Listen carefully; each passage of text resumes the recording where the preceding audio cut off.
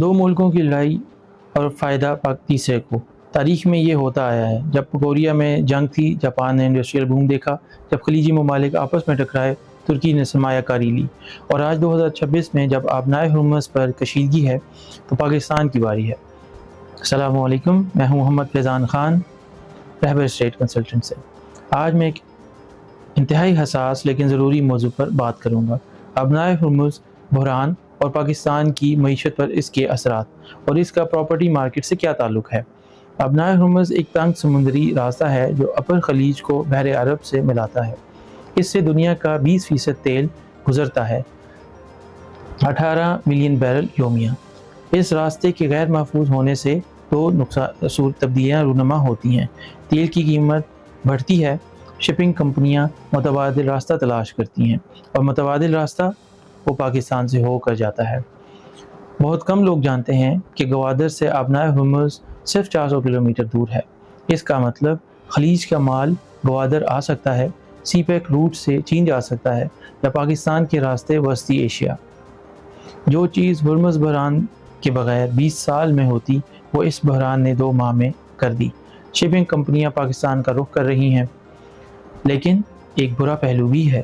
تیل مہنگا ہونے سے پاکستان میں امپورٹ بل بڑھتا ہے، مہنگائی بڑھتی ہے، اور کنسٹرکشن کاسٹ بھی بڑھتی ہے۔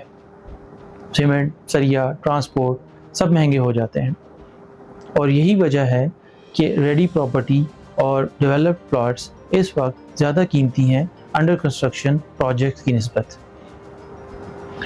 اس کے مثبت اثرات بھی ہیں، جس میں گوادر کوسٹل ایریا میں زمین کی مانگ بڑھے گی، لاجسٹکس اور انڈسٹریل زون کے قریب کمرشل پراپرٹی مہنگی ہوگی، نان ریزیڈنٹ پاکستانیز کا سرمایہ پاکستان آئے گا، اور منفی اثرات کنسٹرکشن کاسٹ مزید بڑھے گی، نئے پروجیکٹس مزید مہنگے ہوں گے، مہنگائی سے مڈل کلاس کی پرچیزنگ پاور کمزور ہوگی۔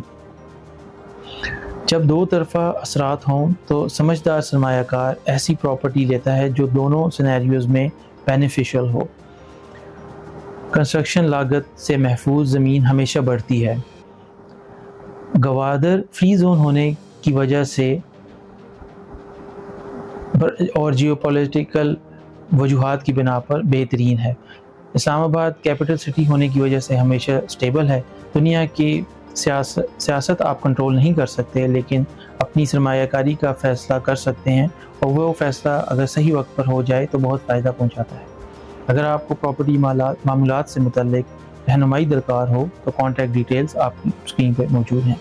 براہ کرم ویڈیو کو لائک، شیئر اور سبسکرائب ضرور کریں، اور اگر کوئی سوال یا سجیشن ہو تو کمنٹس میں ضرور مینشن کریں۔ اپنا اور اپنے پیاروں کا بہت خیال رکھیں، اور اس خاکسار کو اپنی دعاؤں میں یاد رکھیں۔ السلام علیکم۔